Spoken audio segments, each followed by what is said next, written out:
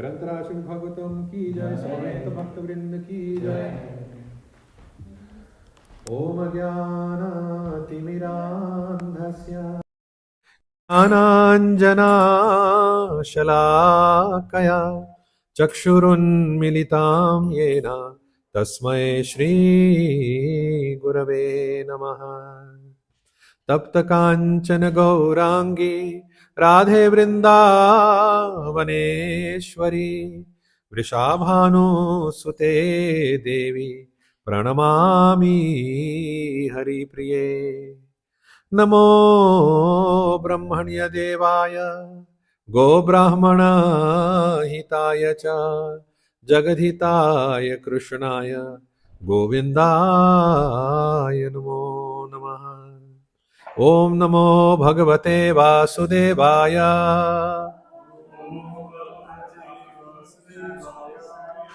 ओम नमो भगवते वासुदेवाय। ओम नमो भगवते वासुदेवाय। नारायणं नमस्कृत्य नरं चैव नरोत्तमं देवीं सरस्वतीं व्यासं ततो जयमुदीरयेत्।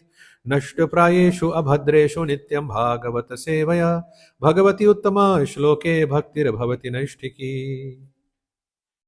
So, welcome everyone to today's Srimad Bhagavatam class.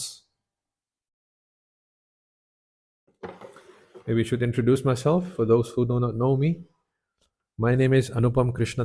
I was initiated by Bhakti Charaswami in 95, and I joined ISKCON in 1994. And before that, I was studying, trying to become Brahma. I was studying genetic engineering, how to create new creatures. But I failed. After that, I became a Sankirtan devotee in Radhadesh, and I traveled. Also came here. I was a very young brahmachari at that time, maybe 96 or 95, something like that. I came here. I have some vague remembrance of one small little Radharani. I remember Golokadham is very small Radharani, not like the big one in Mayapur. And then on the order of Bhakti Charuswami and the GBC, I stayed in Mayapur for 7 years studying, and also in Vrindavan. And then Corona came. And then we all returned. More or less, ISKCON was collapsing. Like that, that's a little bit my history. What are my credentials? Because nowadays people are asking credentials. My credentials are that 2 of my students went back to Godhead.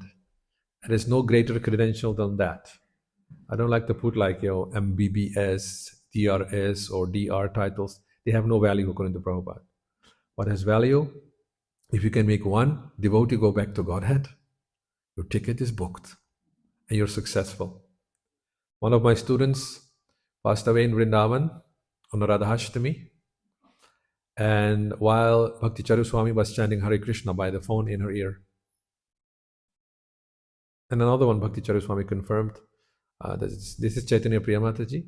The other one is Krishna Karuna, who passed away in Rotterdam. And both he confirmed that they went back to Godhead. So I trained them from the beginning, even did their fire sacrifice, initiation ceremony and everything. So this is coming based on the purport of Prabhupada saying that I hope that even one of my students' disciples becomes as strong as Dhruva Maharaj, because his mother, Suniti, was not able to give Dhruva Maharaj initiation or show the path. He only said, I've heard that the sages look for Krishna in the forest. You go there. I do not know more than that. And Dhruva went there. He was very determined. He was looking for Krishna everywhere.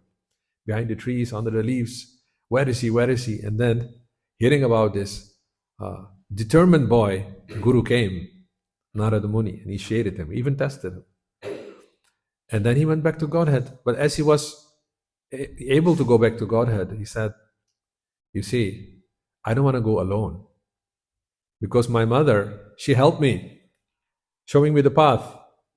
So I don't want to go alone. I want my mother to also come with me.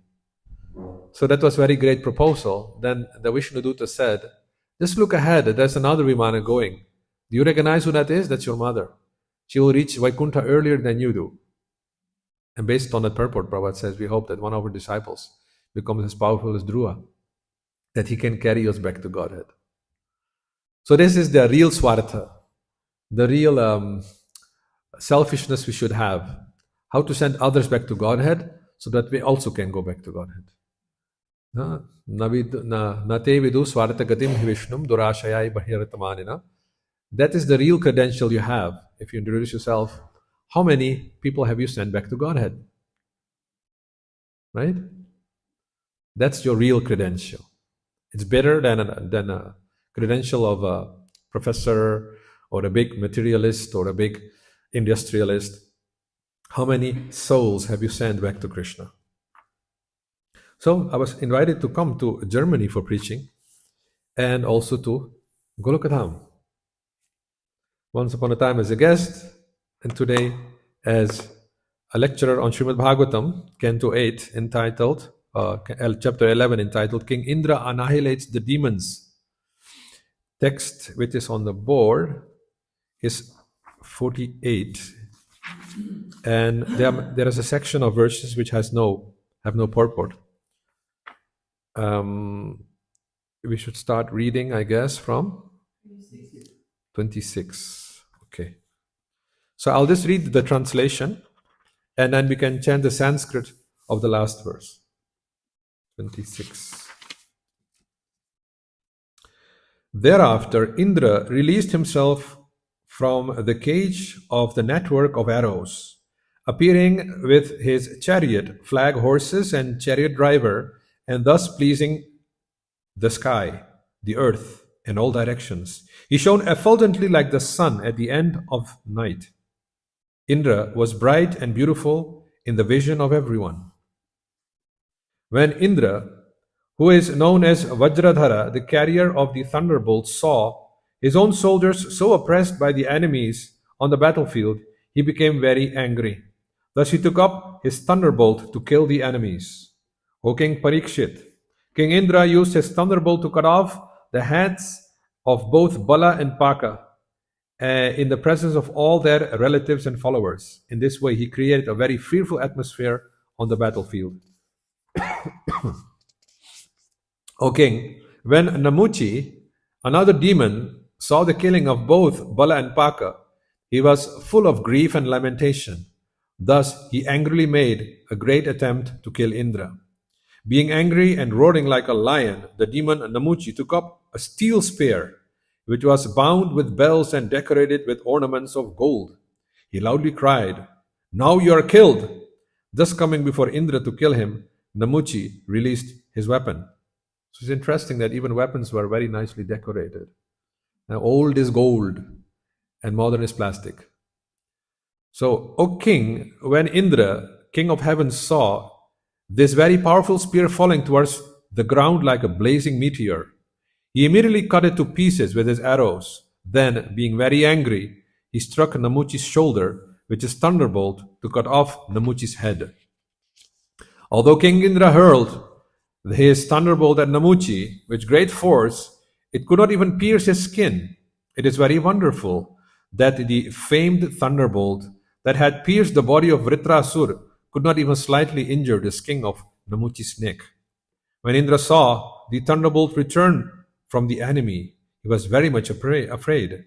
He began to wonder whether this had happened because of some miraculous superior power.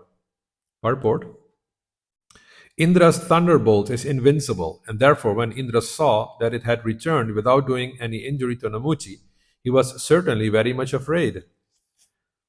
Indra thought formerly, when many mountains flying in the sky with wings would fall to the ground and kill people, I cut their wings with this same thunderbolt.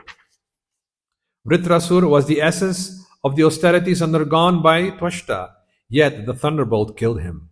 Indeed, not only he, but also many other stalwart heroes, whose very skin could not be injured even by all kinds of weapons, were killed by the same thunderbolt. But now, although the same thunderbolt has been released against a less important demon, it has been ineffectual. Therefore, although it was as good as a Brahmastra, it has now become useless like an ordinary rod. I shall therefore hold it no longer. Shukadeva Goswami continued, when the morose Indra was lamenting in this way, an ominous, unembodied voice said from the sky, "This demon is not to be annihilated by any dry or moist." The voice also said, "O Indra, because I have given this demon the benediction that he will never be killed by any weapon that is dry or moist, you have to think of another way to kill him." After hearing the ominous voice, Indra, with great attention, began to meditate on how to kill the demon. He then saw that foam would be the means, for it's neither moist nor dry. Thus Indra, king of heaven, severed Namuji's head with a weapon of foam, which was neither dry nor moist.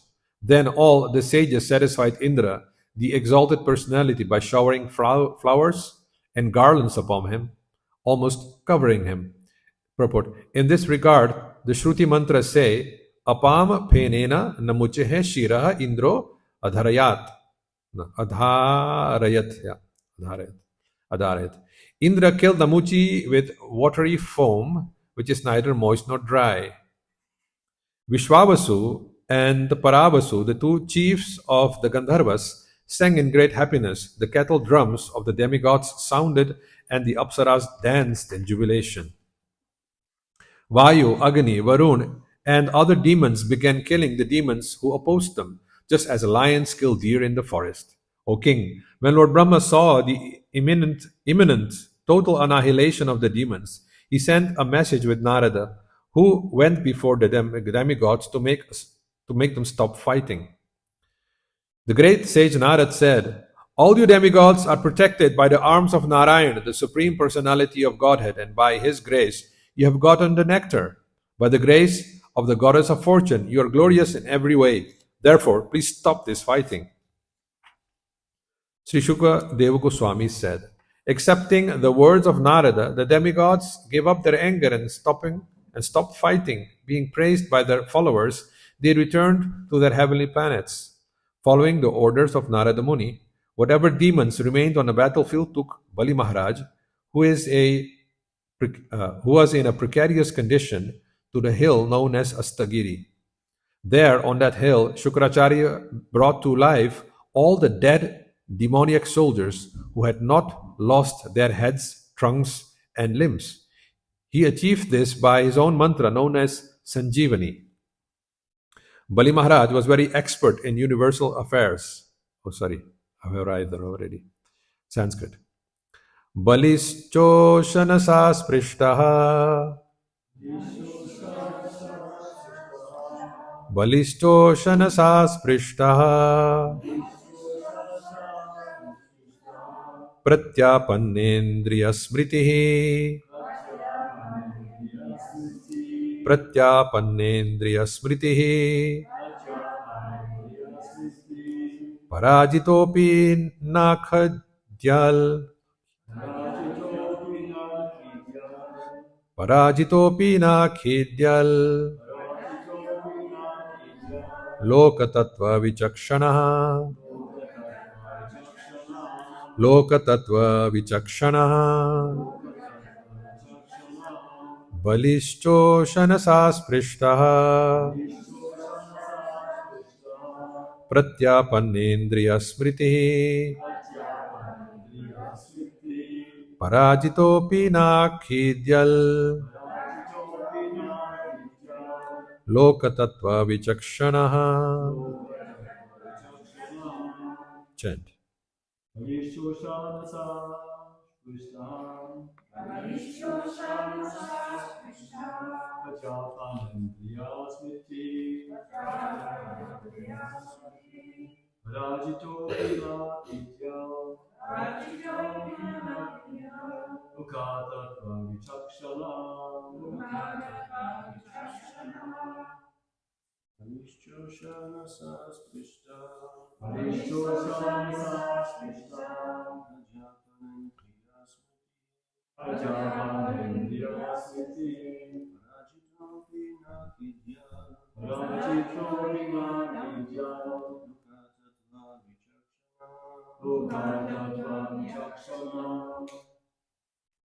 Mothers,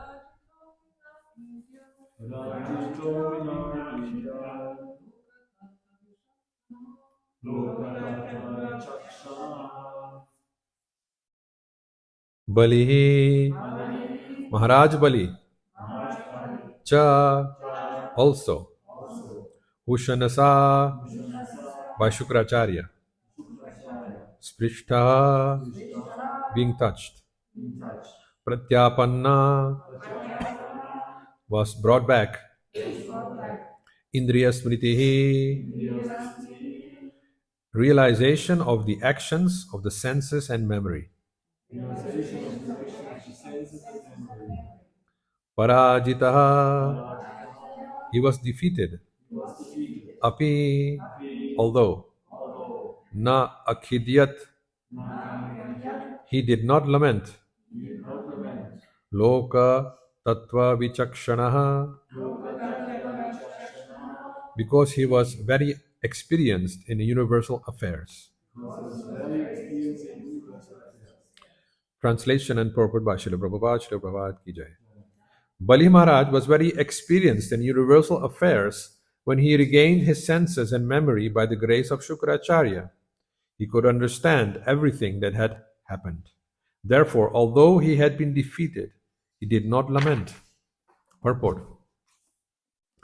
It is significant that Bali Maharaj is here said to be very experienced. Although defeated, he was not at all sorry, for he knew that nothing can take place without the sanction of the Supreme Personality of Godhead.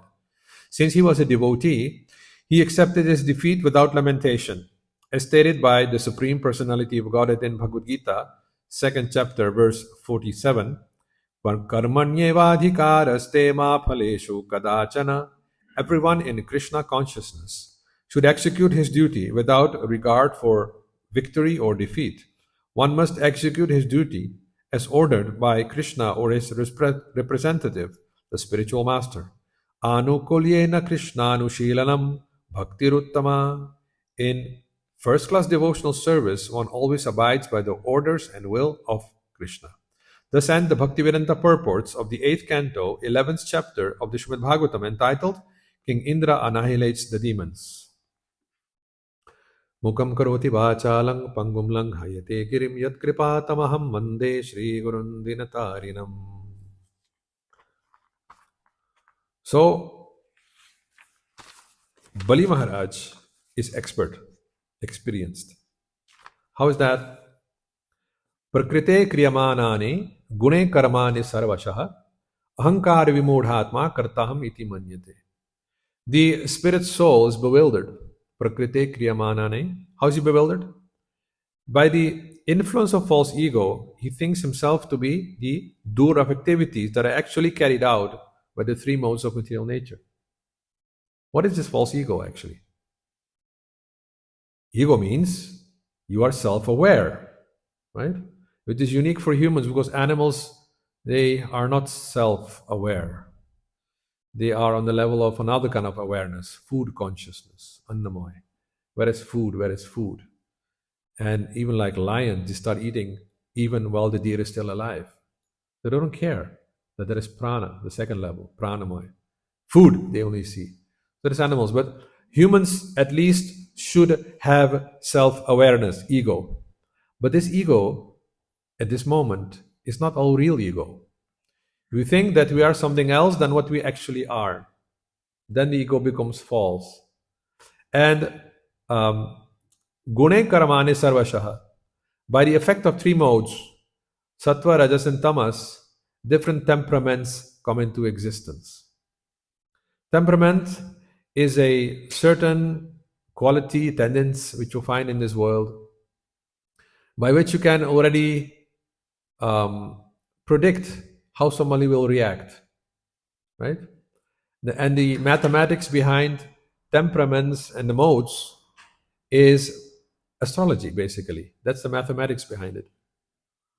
If somebody is born under the influence of the 8 months of lion, he will be like a leader.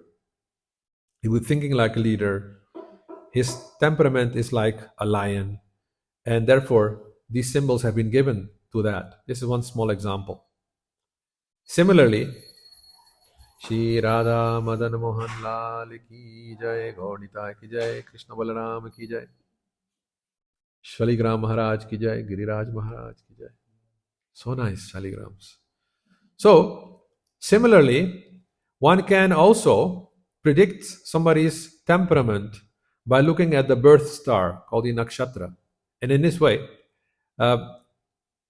it is a mistake to think that you even are free in your choices.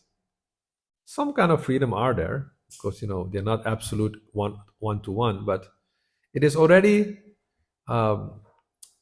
fixed when you take birth. What kind of character you'll be like, right? And that predetermined character is actually the binding factor of how Prakriti binds people, right? Maya dhakshena Prakriti, Krishna says, this Prakriti is binding you, but who's ruling this Prakriti? Maya adhyakshena Prakriti suyate sacharacharam hetunanina kontya jagat viparivartate. That Prakriti, which is binding everyone by creating different temperaments, is ruled by me, by my adhyakshena. When I adhyaksha, the word aksha comes in here, which means to look at or to guard over. So Krishna is guarding the material energy, which creates different temperaments within us. So therefore, if you want to rise above these conditioned temperaments, you have to go to the overseer and the permitter of what Prakriti is doing. Maya adhyakshena Prakriti suyate sacharacharam. By my orders, this Prakriti is creating moving and non-moving living entities. And by this, the creation is maintained and again destroyed. So Bali Maharaj has been defeated here. And how does he think? Therefore, I'm trying to explain his set of mind. He is mentioned here to be very experienced and that he was not at all sorry after being defeated. Remember, when we were on Sankirtan, young brahmachari, we didn't do enough books, we were very sorry. And we always used to measure ourselves with the Germans. 500 books a day, 600 books a day. We were doing like 20 books a day. We were like totally exhausted. There was a time when,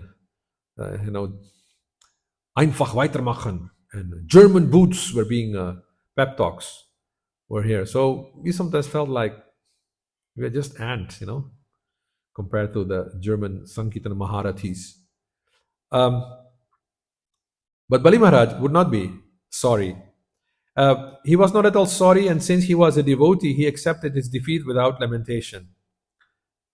Now let us see what kind of level of consciousness Bali Maharaj has. Can we derive from his being undisturbed and not feeling sorry and regret where he is situated? Krishna mentions, Yah sarvatra nabhishnehas tat tat prapya shubha shubham na bhinnandati na dveshti tasya pragya pratishtitaha. What does it mean? I'm going a little technical now. In the material world, one is unaffected by whatever good or evil he may obtain. Neither praising it nor despising it is firmly fixed in perfect knowledge. Now I have to go a little bit into Sanskrit. It says here, Tasya pragya pratishtita. This is a section of verses in the Bhagavad Gita of the 2nd chapter, starting with the question of Arjuna. Arjuna is asking a very interesting question to Krishna. He says, Sthita pragyasya ka bhasha samadhisthasya keshava sthitadhir kim prabhasheta kim asita vrajeta kim. O Keshava, one whose consciousness is merged in transcendence. What are his words? How does he speak? How does he walk? And how does he sit? Very interesting. Now, here, merged in consciousness. And the Sanskrit says there, Samahadis Tasya Keshava, situated in Samadhi. Now, these are terms which are actually, referring to us also. We also want to attain Samadhi. But what is this Samadhi? Right? Now, it says here that Bali Maharaj was not disturbed. So, it means that he is situated on the level of this Samadhi. Tasya Pragya Pratishtita. Now, let us see what this word means, Pragya. He's situated in Pragya. There are actually 4 states of consciousness which everyone experiences.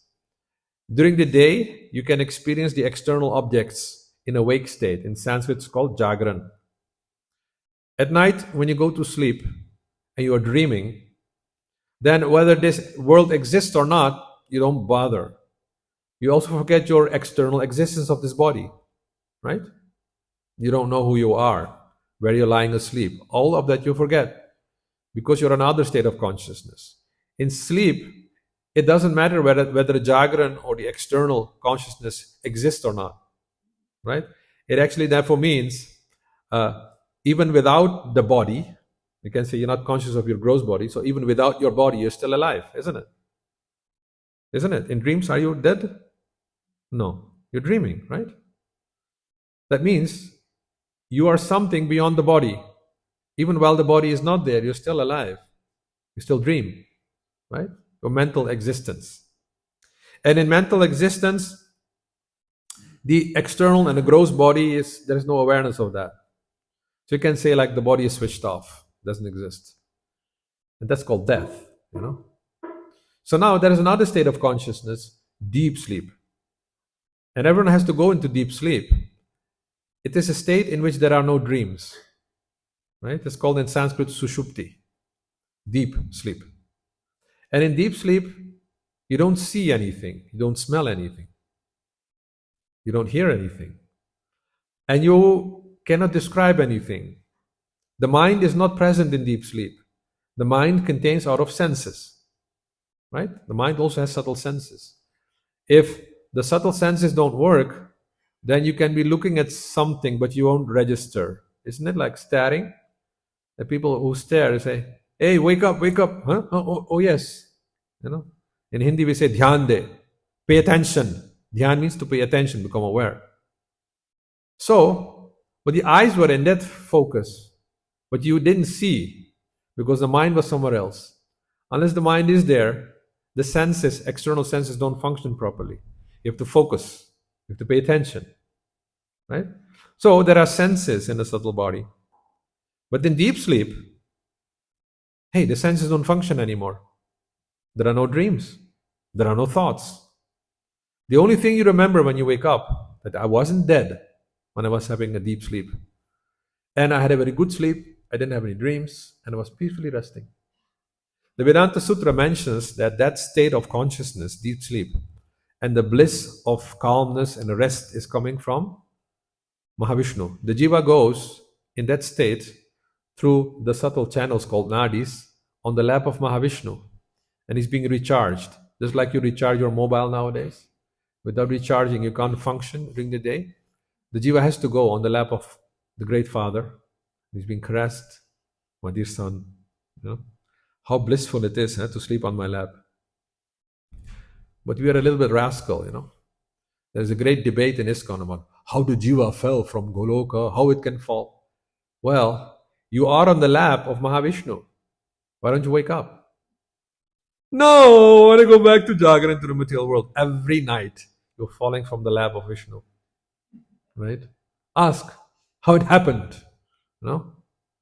Is it a big deal?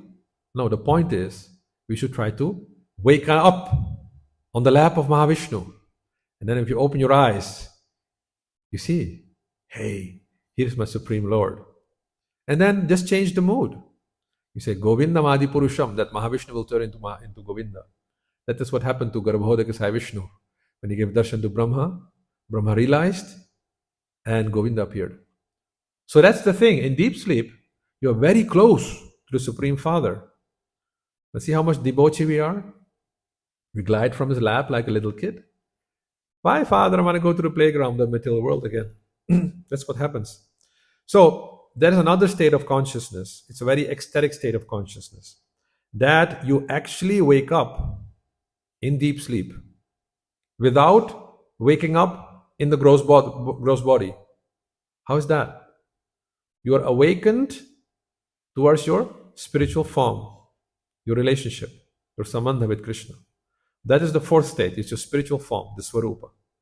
So there is, of course, debates about the Mayavadis. No, Turiya means merging with the Brahman. Some say, no, Turiya means merging one with the universe. But as far as Bhagavatam is concerned, the fourth level is Vaikuntha and Goloka. That's the fourth level. That is not available for everyone. These three states of consciousness, Jagran, Swapna, and Shushupti, awakeness, dreaming, and deep sleep, is experienced by everyone, either you're a devotee or not. And Krishna wants to teach you something every night. Right? Now, generally, people are helplessly pulled from wake into sleep, especially during class. Helpless. You try your best to remain awake. What is that? Maya is very strong, right? You're pulled by the external energy, Prakriti, into states of consciousness. You don't even want to go there, but yes, it happens, right? So when you're under an influence carried by modes of nature, then you're not really a yogi, right? A yogi means one who's so sense-controlled that he can decide in which state of consciousness he wants to go. He's sitting, he's not sleeping. And he can go in deep levels of consciousness and experience this intense calmness which he experienced while he was in deep sleep. That means samadhi. Samadhi is a state in which there is no awareness of the external body and the subtle body. If these two are not present, then what remains? No external body, then Atman remains, exactly.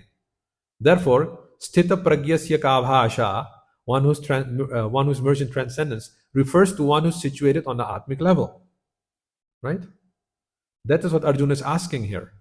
Now, going further, if one is able to chant in such a way that he forgets his bodily existence, forgets his thoughts become zero, is it possible? Patanjali says, the Yogacharya, Yoga chitta vritti nirodha. Yoga means to dissolve all your mental tendencies, literally said. Chitta vritti nirodha. That means yoga. So, if that has been nullified, then what remains? Atma. So that's the point of yoga. And if you can, in this way, chant with a very deep satisfaction. Brahma bhuta prasannatma na sochati na kankshati. You have to be prasannatma. Prasanna can also mean satisfied, can mean satiated. Just like today's Balaram's feast, when it comes in the evening, and then you eat so much. What is your favorite preparation? What do you like most? What kind of prasad do you like most? Huh? Gulab jamuns, or halwa, or pakoras. And you eat so much. Then if you open the mouth, it's up here, up to here, full. Akantha puriya. Then somebody passes by with, you want some more gulab jamun? No. I'm fully satiated. You're fully satisfied. You're not agitated by the senses anymore. Now, if you can attain that state without needing a big Sunday feast or a Balaram feast, you can be situated, being free from any mental disturbance, na sochati, na kankshati, no desires, because I don't, no more. What's your favorite preparation? No, I'm full, I'm satisfied. I have no more desire, right? Then you actually have some idea, feeling of what is Atman. It doesn't hanker for dreams or doesn't hanker for external objects, right? That is the Atman. But that's not all, because even Gyanis can go up to Sushupti, right? The point here is try to waken up on the lap of Mahavishnu. Is that possible? That is possible. Otherwise, Arjuna wouldn't ask about this. And when one wakes up on the level of Mahavishnu, without, so to say, with eyes open, not like, okay, I'm going in samadhi. That is not samadhi. Prabhupada says that. I've heard them. They call it samadhi. When they're snoring. That is not samadhi. A yogi who's very deep in meditation, he's on the level of Mahavishnu. Then he awakens sushupti, deep sleep, into something, another term is called pragya. Sushupti turns into pragya. Swapna level turns into taijasa. Taijasa means a lot of power. The mind has a lot of power. You can travel by the mind. Then all these siddhis become visible. You can travel to Brahmaloka.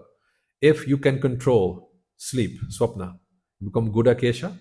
You get the tremendous power of the mind is in there. Because in the swapna dimension, the 14 planetary systems are also contained. So you can travel anywhere. But you have to be a yogi, not a bhogi. And then what happens? Jagrana state of consciousness, awakeness, is not the same anymore. Instead of seeing moving and non-moving objects and living entities, you start seeing Paramatma everywhere. That was called Vishwa. Jagran turns into Vishwa. So then you have Vishwa, Taijasa, and Pragya. And if they are not cultivated, they are not active, they are not alive, then it's Jagran, Swapna, and Sushupti. Right? This is practicable for everyone. Right? You don't have to be a Patanjali yogi, but for devotees, these states, which Krishna is teaching you every night, you can practice in your chanting and go to deeper levels of consciousness. Because that's why you came for. And guess what? It is not either or. Like when you're on the influence of Maya and you fall asleep, you cannot be awake at the same time. When you're in deep sleep, you cannot be awake you cannot see dreams at the same time. But if you're in a controlled way, you are unaware of Jagran and of Swapna and of Sushupti. Therefore, some yoga schools call this super consciousness. And we call it Krishna consciousness. Because there is nobody more super than Krishna. Right? Interesting. So Bali seemed to be on the level of Pragya. Now we know what's Pragya. Right? Awake to the deepest essence, the relationship with Paramatma. Not with Bhagavan. Because Paramatma is an object for dhyana. What is that verse? Dhyana tat dhyanavasthita tadagatena manasa pashyantijam yogina. Yogis, they meditate on Paramatma. Yes, Paramatma is meant for meditation, just like Mahavishnu. Bhagavan not. Paramatma doesn't manifest all the pastimes, all the qualities which Bhagavan manifests. Therefore, it is a neutral state. The thief is asking Paramatma, how can I rob the rich man? And the rich man is praying to the same Paramatma, how can I save my wealth from the thief? Right? So who will he guide? Paramatma is having a crisis here. So he's neutral. He fulfills everyone's desire. But when it comes to Bhagavan, having pastimes, then you have to go to the fourth level. So Bali here seems to be on that level. Now, what happens when somebody controls the mind and can go in a wake state to the level of Sushupti, where only the Atma is situated, then he attains Samadhi. Then what the Gita says, Ya nisha sarva bhutanam tasyam jagriti sanyami yasyam jagriti bhutani sa nisha pashyato munehe. What is night for all beings is the time of awakening for the self-controlled sage. And time for awakening for all living beings is night for the introspective sage. So is he talking about day or night? The sun is rising, then it is day. And the sun sets, then is it like that? Is Krishna talking about that here in this verse? No, he's not talking about that. What is night means deep sleep. For all materialists, they call it subconsciousness. You have consciousness, means you're aware of all the material things here, about euros and about gold and about the Dow Jones, market. That is for them, yes, that is consciousness. And dreams, that is subconsciousness. And the other one is sub. I can't do anything with it. But for the sage, being in contact with Paramatma, that is vagueness.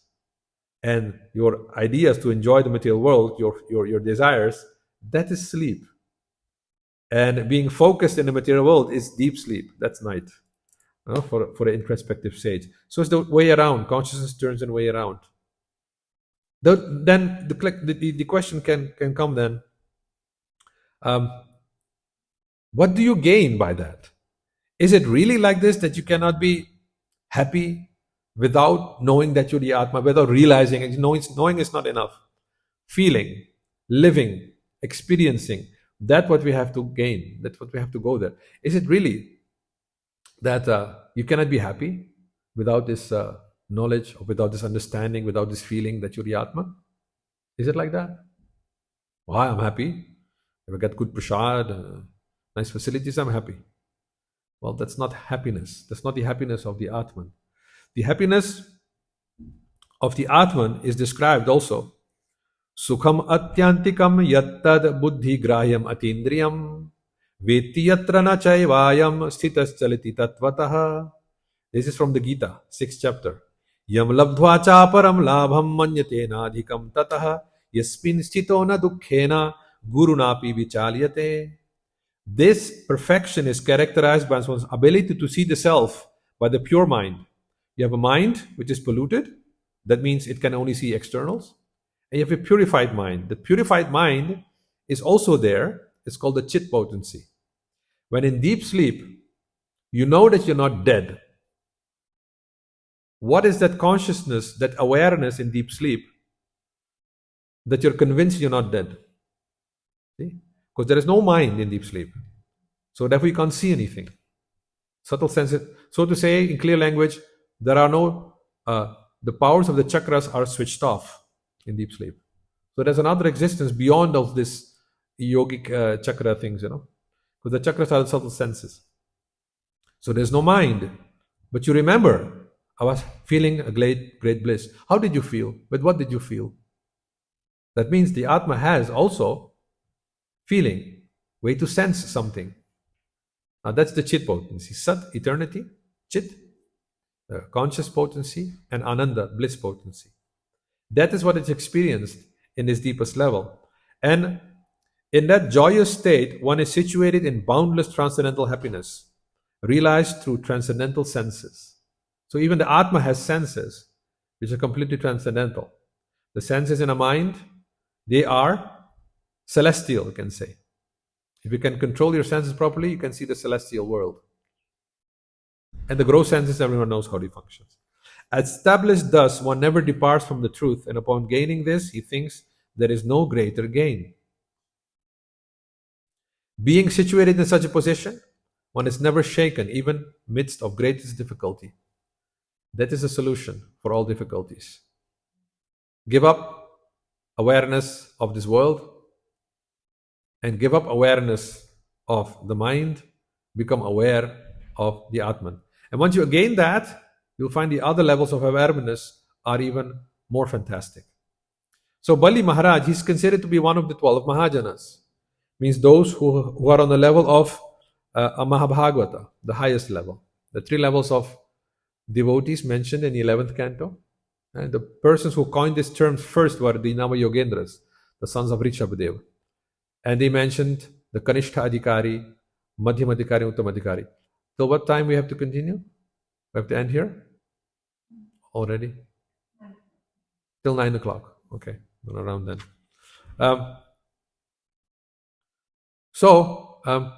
He's one of the 12 Mahajanas, yes, Mahabhagavatas.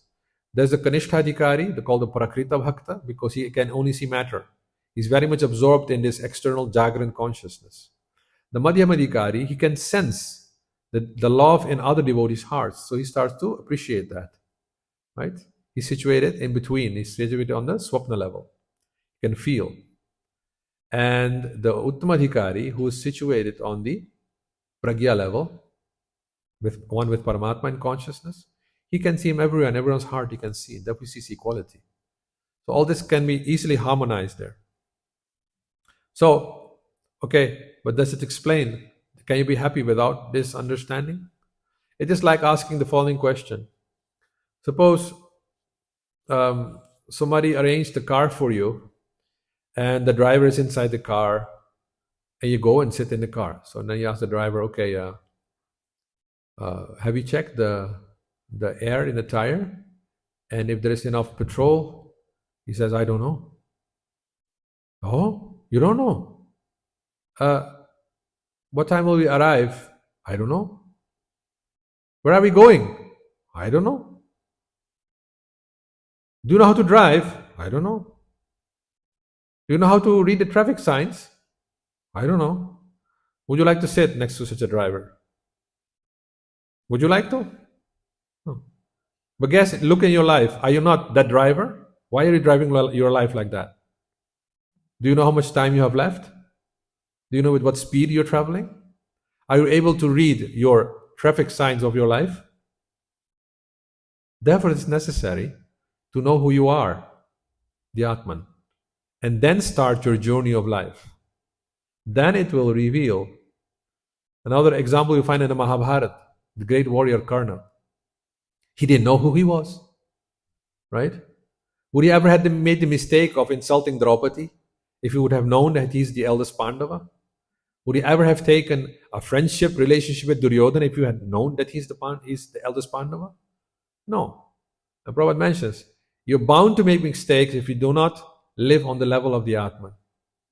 Then you're bound to make mistakes. And he made a mistake, big mistake. There were two persons, you can say, logically, who could have stopped the Mahabharata war. Karna and Dhritarashtra. Right? Because he was the main power of Duryodhana. He had so much faith in this Karna. So if he would said, listen, Duryodhana, they are my brothers, why didn't you make friendship? End of the war. And Dhritarashtra, but he didn't. He was too attached to his sons. So therefore, there is a necessity of self-realization. So, and here, any questions or comments? Yes, Mata? Thank you very much for this super interesting lecture. I think I have to listen. Super interesting. If possible, I have two questions. If not, I accept also. My first question is, you was talking about this to be fully satisfied, and how can I be fully satisfied without these gulab jamuns, without this feast, especially when the body is not able to take it anymore, and how to be remain undisturbed when the senses are confronted with the sense objects. Mhm. This is a personal topic. Yes. How to be in this stage of being fully satisfied without. At this moment in my life, actually, I'm also entering a meditative state of Krishna consciousness. And I was inspired by this. Because we need to become aware where our consciousness is situated. Now, your question is related to the mission, actually. Because we are in a mission of spreading the movement and an outreach, we are forced to become aware of the external world, right? But we can limit that. If you don't have to go outside for preaching, you can be here in Golokadham, and you can go inside. How to go inside? Because people say this, yogis say this, look inside, it's inside within you. No, I close my eyes, I don't see anything, I see darkness. How to see where you are? It's another technique. Maybe in a future class I can mention some more about this. Just a little pinpointing a few things, because there's much more to know about this. How to do that is you go in your room, peacefully sit there, take a deep breath, and try to remember how you feel when you're in dream state, right? In dream state, how the mind is focused when you're sleeping.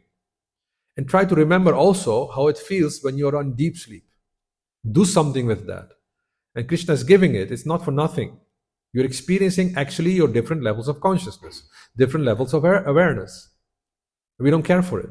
And therefore, it doesn't come up to us. But once you start analyzing it and living it, then try to come into the level of this internal peace, Shanti. It's called Brahma Bhuta Prasannatma. Therefore, that's word Prasanna. How is he Prasanna? Na sochiti. If you're, what is that? If you're not peaceful, you cannot be happy. It's Prasanna. Na sochiti, no worries. Na kankshiti, no desires. Then Samaha Sarveshu Bhuteshu. It indicates because Now you situate yourself on the Atman level, you can see Atman and others also. Samaha sarveshu bhuteshu, equally you see. Then bhakti starts. Mad bhaktim labhate param. Then the fourth stage will start. So there is a need to practice, and you don't need Sanskrit. You don't need to be very, advanced in the philosophy even. Just when you chant, you try to vibrate with an intense peace. Practice that. That peace you already have experienced. It's not that you didn't experience. You have this experience of waking up in the morning and having no dreams, but very good, intense, deep rest. You were on the lap of the Supreme Father, and now you came back. So go in a meditative state, in a visualizing state, back to that, and then chant. Then let the mantra reveal. That's why it's called mantra. Which expands the mind, which opens the mind. Because when you go under the influence of sleep, you don't see anything. But when you go with the ladder of the mantra, the power of the mantra will reveal you something there and write down your revelations. Because beg, borrow, or steal, but get realization. So that the mantra will open this. We are not into concoction. Some schools they will concoct, or other schools chant Om mantra. Therefore, they see the light, all of a sudden. We have a Jugala mantra, Hare Krishna mantra. But it has to come from that state of consciousness, prasannatma, fully satisfied. You have to practice that. That's the sadhana. That is the actual sadhana which we are practicing. If you see, basically all good yoga societies, they're all practicing this peace, peace, but they end with the peace. We start with the peace, you see. We go further. And if you properly chant, then this intense hankering will come. In order to get Krishna prema, the only price you have to pay is intense greed. But it cannot be artificially done. It's not a mental projection. It comes from the mantra, like that. So the practice you can do by now is focus yourself in intense peace which you have experienced during deep sleep. Do that. Because then you're bodily situated. Where is Mahavishnu? Mahavishnu is Tatastha, right? That is where the jivas, when they enter the material world, they come through his body and being projected. So just, like I said, there's much more to explain. But in this half hour, this much I think is enough. My first class here in Goloka. And there are a lot of technicalities. And it's so nice. Brahma Samhita is there. Bhagavatam gives so much detail. What to do. But then the lecture will be extended. So Mahavishnu basically, he is the original seed of the creation. Right? The universe has come from his pores. So your existence there is in a seed form. But at least you have to go to the seed first. You cannot immediately jump to your sambandha swarupa like that. So that practice should be there. And then have faith in the mantra, because this mantra is coming from Goloka Dham itself. Golokera prema dhana harinama sankirtana. So its outreach is up to Goloka. So use it as a ladder to go further. So you have to take the help of the mantra. Then revelation will come. But practicing intense calmness is very much necessary. During meditation, during japa, I'm saying during japa. After that, yes, you're forced, you have to cut vegetables, you put some attention there also, otherwise you cut your finger. So therefore you have need of external consciousness. But guess, once you're practiced with deep peace, it is not either or anymore. I've met people who telling me, I'm talking with you and I'm in samadhi at the same time. That means they are saying, while I'm talking to you, I'm aware of my Atman, I'm aware of my mind, I'm aware of my external senses. That is really pragya, sthita. So it is not either or anymore. It becomes, while you're awake, you're aware of your swarup also. Then that's actually advancement in Krishna consciousness. It sounds like new, but actually everything is already there. But it has not been explained to us because our mindset is different. Like that. I can also explain it through quantum physics if you have students. Then through their terminology, I can explain it also. But does it answer your questions? Okay, yes. What happens to a person who doesn't sleep? Who does not sleep? Yes. Who does not sleep, that means he always stays on the Jagran level, always awake. That means he cannot get deep rest. He cannot be recharged on the lap of Mahavishnu. He will become mad. Externally, extremely exhausted, right? And frustrated, right? So what he should do You should see. We generally don't recommend this, but why is asana mentioned in yoga? Asanas are meant for keeping your body healthy, right? And pranayam, keeping your mind peaceful. The mind works on Puraka, Kumbhaka, Rechaka. Deep breath we say, but there is a science behind that. So we have to analyze where is the problem which is hunting us, keeping us always conscious and not being able to let the mind melt away in peace. You see? There is something there. What is keeping you? It's just like in the cinema. When you sit in the cinema, I heard this Nrsimhadev movie came out, right? So you just see the trailer. I mean, like it broke all records. 500 million visitors or something like this showed it already. So it's made by an ISKCON devotee. You sit there. In class, you have difficulty in not falling asleep even within a half an hour. But if you look at that cinema, which lasts me for 3 hours, you're completely focused. And there is no problem for, Why is that? Because there is a lot of interest, which keeps you awake. What comes next? What comes next? So somebody who can't sleep, who can't let loose of something, which keeps him awake. Find that and burn it. Mentally burn it or mentally throw it away. It's basically some kind of attachment you have, which keeps you awake. Right? Let it be Krishna. Then you are a yogi. Yani Shastra Bhuta. But something else, worries, can be a mother who's worried about his child, can't sleep. Where's my child? So like that. Does it answer your question? Yeah, but just the importance of sleep. Today there's this science of sleep, why we sleep. It has become, even within the modern management, it has become more prominent knowledge about this, how important it is to sleep, and also from the Guinness record. You cannot do the not sleeping challenge anymore for the Guinness record book because people just went mad just after 8 days or something. They got completely crazy and they never came back to normal again just by not sleeping. So sometimes for devotees it's like an honor. I don't sleep, but actually, is it really good not to sleep? The question is laden. It's you have a question which is has a dichotomy like this. Sleep has a biophysical necessity so that the body can burn the wastes and refresh itself. You need sleep for that. Therefore, in the morning, you see this kind of a oilish on your skin and there's kind of waste on the body is actually purifying itself. It needs to do that. Therefore, sleep is necessary.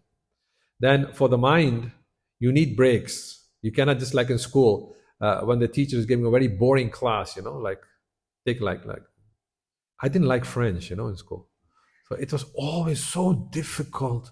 1 minute, sound, looked like, an hour.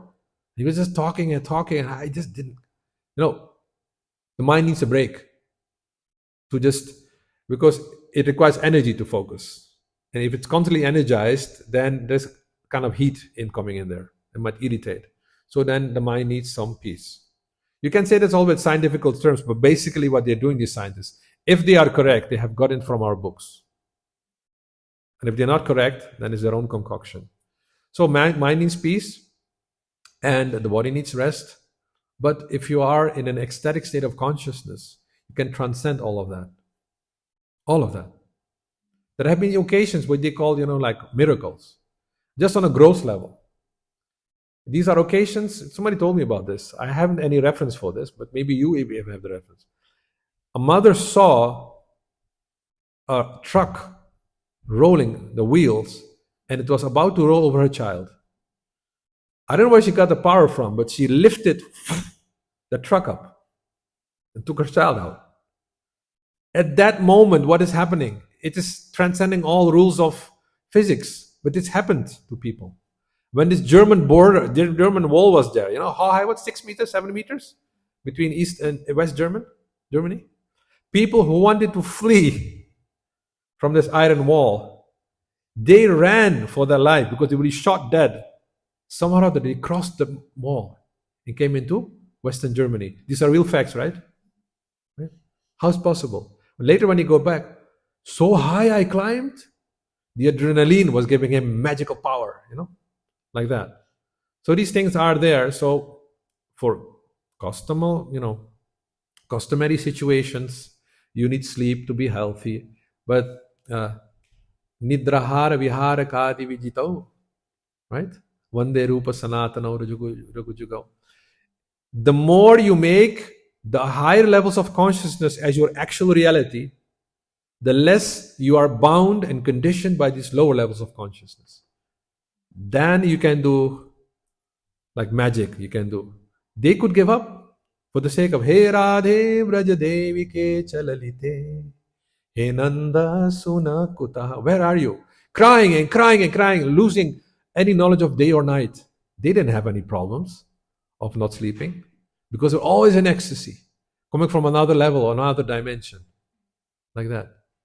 Yeah, but then the soul is no longer in its seed form. Then the spiritual body is completely developed. Yes. That is my explanation why this can happen. Yes. But that aren't we there for here in Golokadham for that? Yeah. The thing is, when you start losing track of the purpose why you came to Krishna consciousness for, then other things become more important. But if the focus is always there, there is no time for side things. Oh, I need my sleep. Actually, this morning I was so irritated because I was falling asleep during preparing my class. But as I'm sitting here, I'm full of energy. And when I stop giving class, I might fall asleep again. How is this? Something is energizing me here, like that. So you're right. You should not exploit your energy resources. You have to need some savings for that. But Gudakesha is really possible. Conquering sleep is really possible. But it's another state. It's mind over matter. And yes, that is kind of a siddhi which comes if you become really Krishna conscious. Otherwise, yes, these things are necessary. We don't enforce it on kids. They have to grow. So they have to sleep properly. They don't have to come to Mangalarti and things like that. If they want, they can. But if you're a sadhaka and you want to attain it in this very lifetime, because sometimes devotees have this attitude, antakale chamameva smaran muktva kalevaram. When I die and I remember Krishna, I'll go back to Godhead. Is that what the acharyas gave? Is that the process? No. While you're alive, you have to see Radha Krishna. He Radhe Vrajake Devike Chalalite. He Nanda Sunakuta. That's the mood of the acharyas. Not wait till death. Who cares for death? If you see Srimati Radharani run and she embraces you, embraces her, and the body has fallen behind, do you care? You just lost your gross body, in the embrace of Srimati Radharani, and she brings you to Goloka. That's the perfection. That's our Gauriya Vaishnavism. You don't care for, Antakalicha. You know what you will think at the Antakala. Be now, like Kula Shekhara. I would die in a healthy state. And actually, Pankajangani Prabhu, the head pujari in Mayapur, he was telling me the same thing. I was there in training, and he said, Anupam, I feel we should all die at 50. What do you think? I said, you're right, because I understood. He didn't like one thing, really. He detested this, that you need to be taken care of in your old age. He didn't like it, to be dependent. He said, we should die at the age of 50. At least then you are healthy, you can at least focus on Krishna. So senior devotees have this mood, like that. Does it answer satisfactorily your question? Okay. So we should end here. Granthara Srimad Bhagavatam ki jai, Srila Prabhupada ki jai, Gaur Premanande Hari. If you want to hear Balaram Leela, we speak on 5 o'clock on Balaramji. Okay.